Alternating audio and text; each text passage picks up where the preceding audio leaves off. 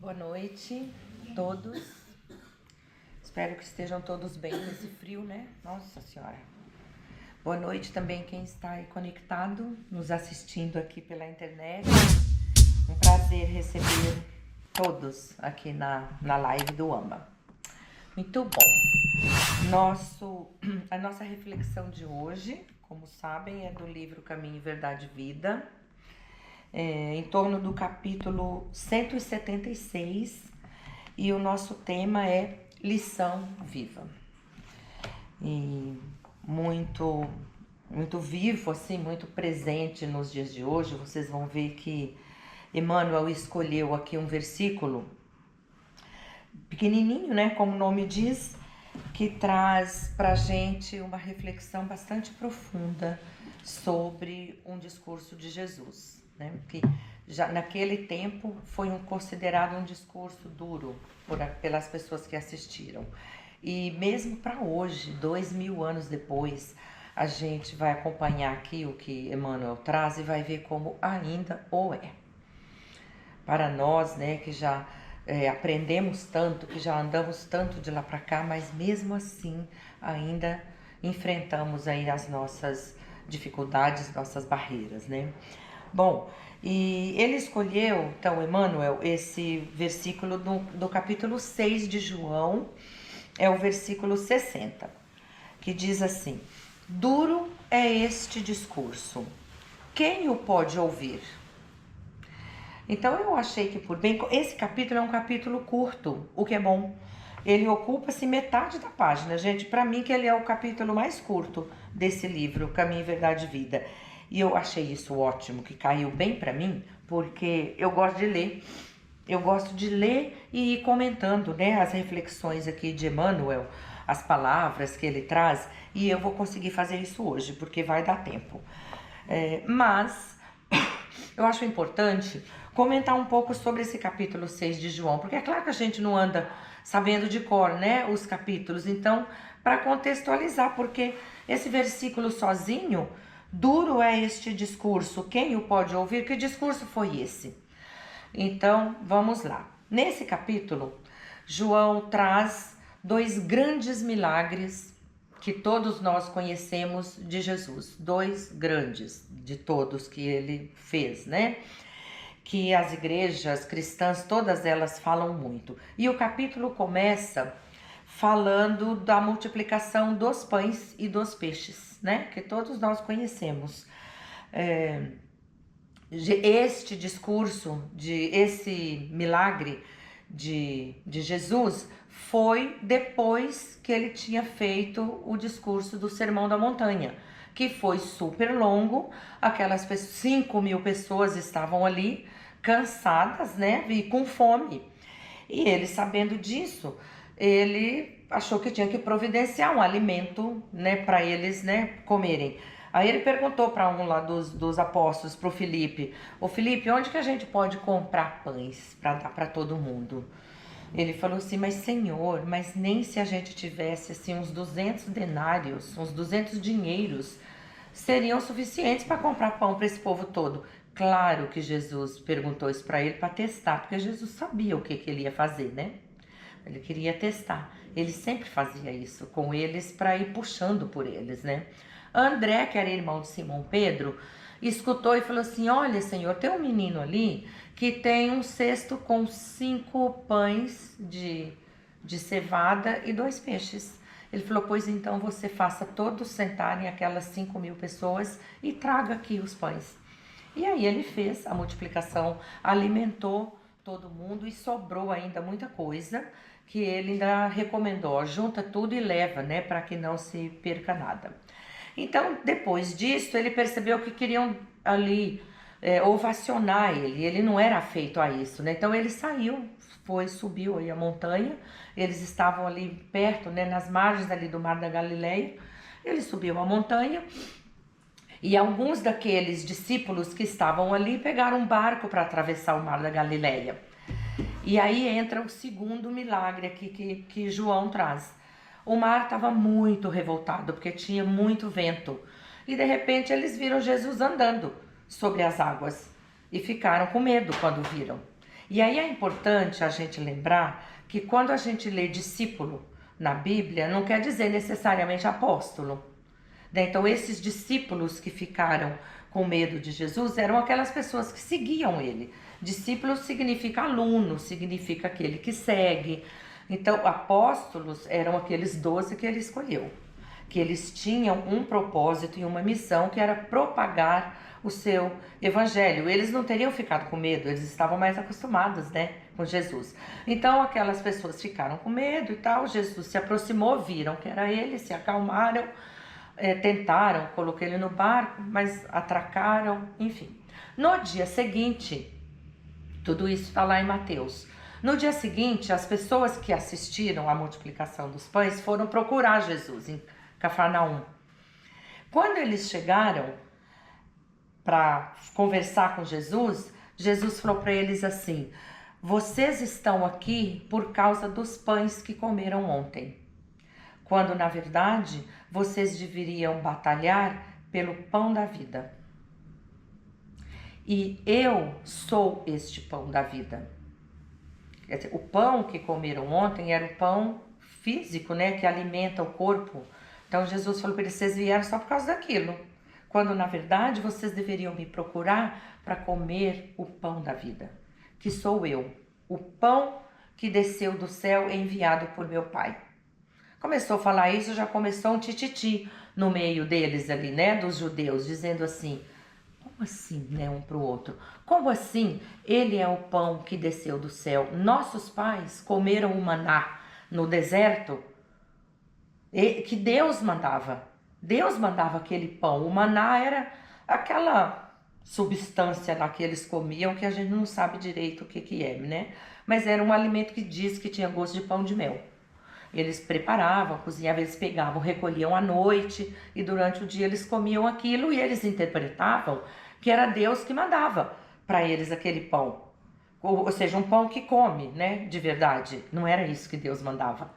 Jesus falou para eles assim, então, que Jesus escutou e falou: não adianta os murmúrios entre vocês, não adianta vocês ficarem falando isso, porque vocês seguem as leis de Moisés, mas não foi Moisés quem mandou o pão para vocês. Quem mandava o pão era Deus. Ademais, os seus pais comeram o maná e morreram.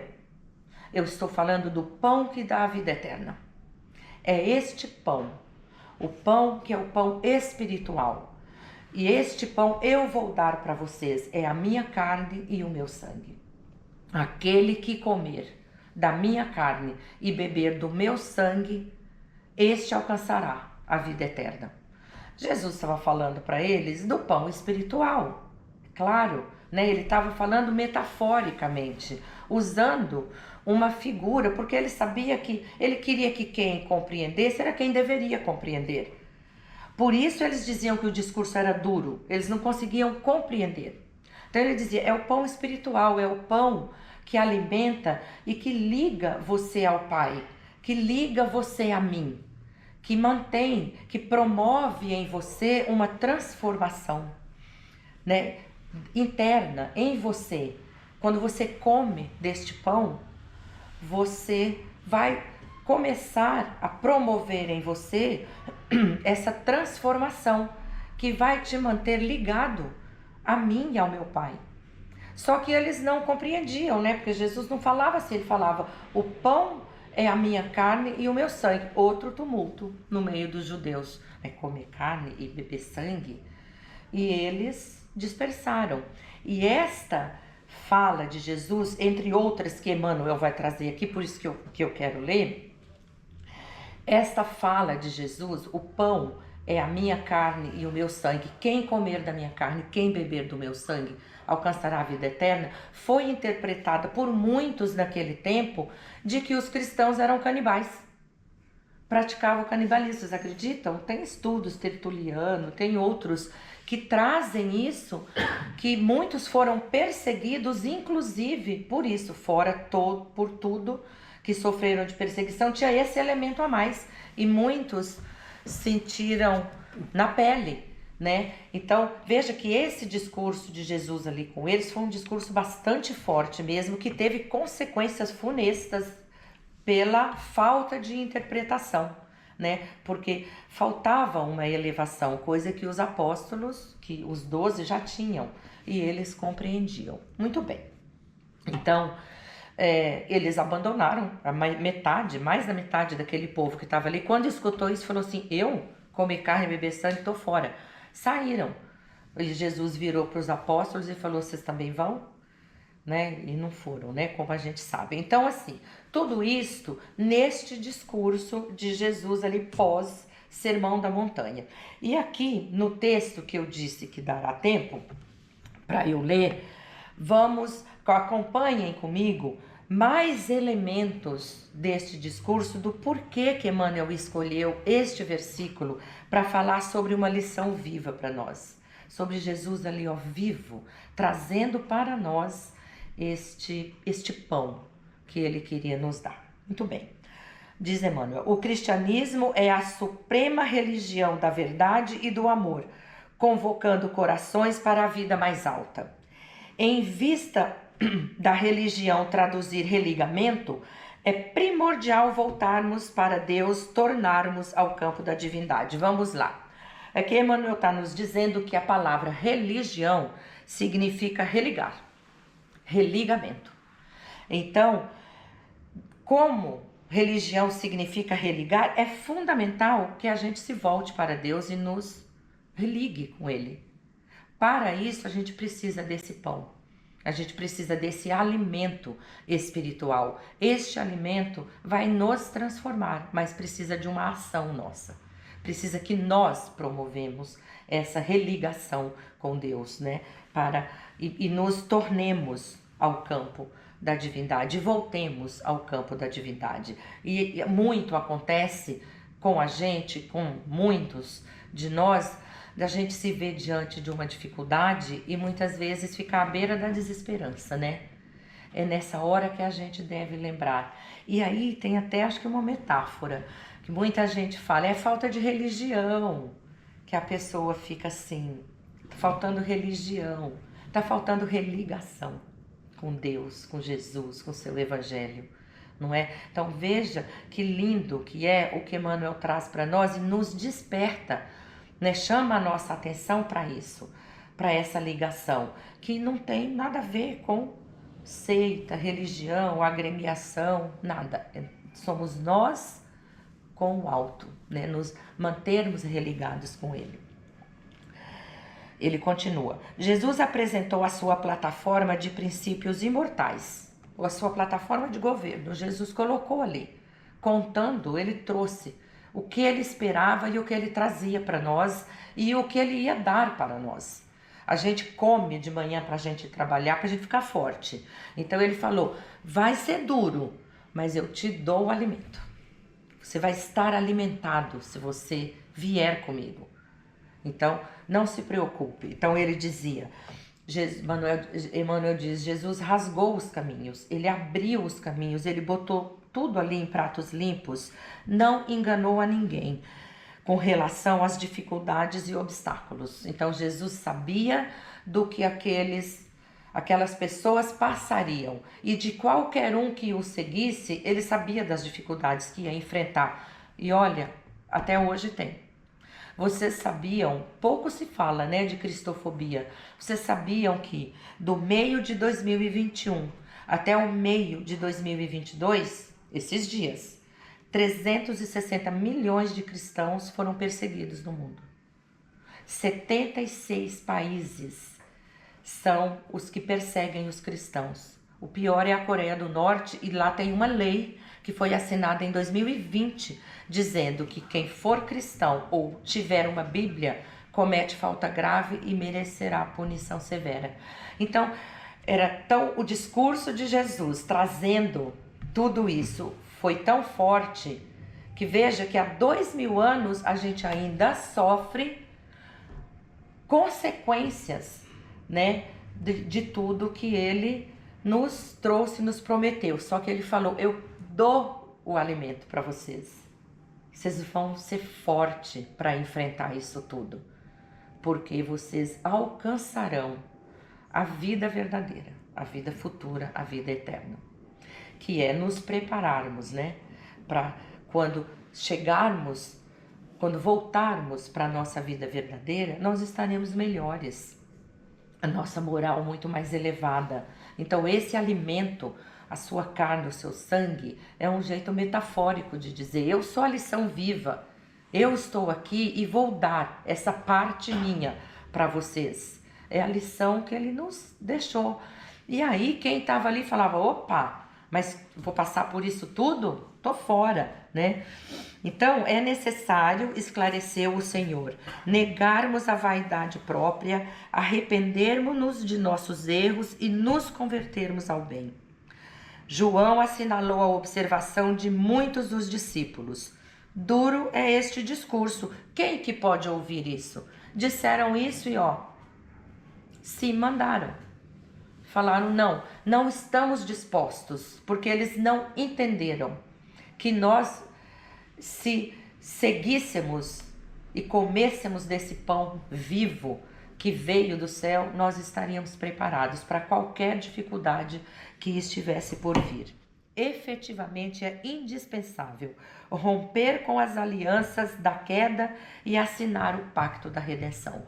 Romper com as alianças da queda significa promover em nós uma mudança e quebrar padrões estabelecidos, padrões que estão ligados com a vaidade, com o orgulho, com o egoísmo, mas depende de nós, por isso que tem que ter uma ação, é individual. É a reforma íntima que nós falamos tanto no Espiritismo, é essa transformação que está posta para nós fazermos. Então, romper com essa queda, interromper os pensamentos negativos, né? Vibrar no positivo, nos livrarmos desse negativismo que nos puxa para baixo e nos coloca nessa posição de reclamão, que desliga a gente de Deus e que a gente precisa religar. A gente religa quando a gente promove essa transformação, quando a gente faz essa reforma íntima. E assinar o pacto da redenção, quer dizer, assumir o compromisso com Deus e retomar a minha aliança com Ele, né? Um compromisso consciente de que eu estou indo buscar, porque eu creio nessa elevação espiritual, porque ela está ao meu alcance, porque eu todos os dias recebo esse alimento, né? Ele finaliza dizendo: para isso, as palavras brilhantes e os artifícios intelectuais não bastam. Para quebrar esses padrões, assinar esse pacto de redenção com Deus, com Jesus, não são palavras bonitas, não é uma pregação maravilhosa, não é um show dentro de um templo. É individual, é de cada um. Então, é o problema de quem é que pode ouvir isso, né? Quem que está preparado para ouvir isso, mas se fortalecer e saber: eu vou porque eu posso. Essa mensagem, né? Então, esse capítulo, viu como é pequeno? Eu li praticamente tudo, né? Porque se a gente fica lendo, fica chato para vocês, né? Mas esse convite, esse texto, ele é um convite para nós, né? Para que a gente desperte e faça, né, essa religação, faça essa mudança nossa interna, só nossa mesmo, para a gente viver essa mensagem que Jesus deixou nesse discurso e esse propósito dele, dessa missão dele, a missão do Cristo em nossa vida, transformando todos os ensinamentos dele e essa nossa vontade de mudar numa lição viva, diária, para as nossas vidas. Convido vocês a lerem em suas casas esse texto, né, novamente, fazer suas reflexões, né? Eu gosto de fazer esses preâmbulos, como eu fiz do capítulo lá de João, para contextualizar no porquê que o discurso era tão duro. Veja que Jesus botou na mesa e falou: esteja pronto, fácil não vai ser, mas vem comigo, que vocês estão garantidos, vem que vai dar certo. A gente veio, que a gente está aqui, né? A gente está enfrentando, o negócio é manter a cabeça erguida, a fé, o coração aberto, a mente aberta para assinar esse compromisso. com Ele, né, com a sua missão, que ela seja nossa também. Tá bom, gente? Obrigada aí pela audiência e vamos então nos preparar para fazer a nossa vibração.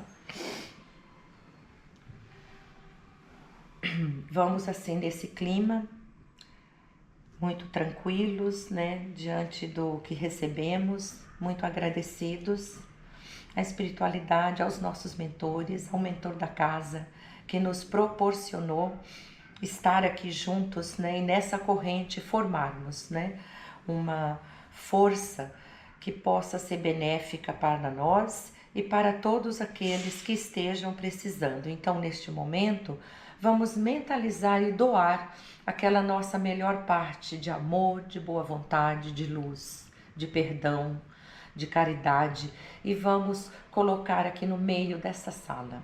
A espiritualidade vai tomar e vai encaminhar aos nossos irmãos que precisam, que são necessitados, vai levar aos lares que vivem em desarmonia, as famílias que vivem em desajuste, vai levar também essa nossa doação de amor aos hospitais, às casas de repouso, às creches, às casas de detenção, onde houver um irmão passando por uma necessidade, precisando de uma ajuda que seja espiritual ou física, que os nossos irmãos benfeitores leve essa nossa parcela de doação, junte com as suas capacidades infinitas de amar, unidas a Cristo, unidas a Deus nosso Pai, e leve o lenitivo para a dor de todos esses nossos irmãos. Então assim, gente, muito agradecidos, vamos mentalizar nossas casas, vamos pedir a Maria, nossa Mãe Santíssima,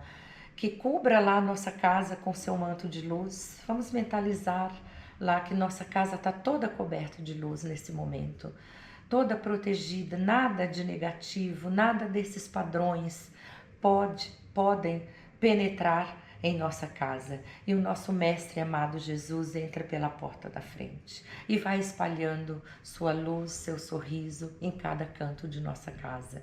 Assim, voltemos agora para cá e numa posição de muito agradecimento, nós pedimos licença para encerrar com a prece que Ele nos ensinou.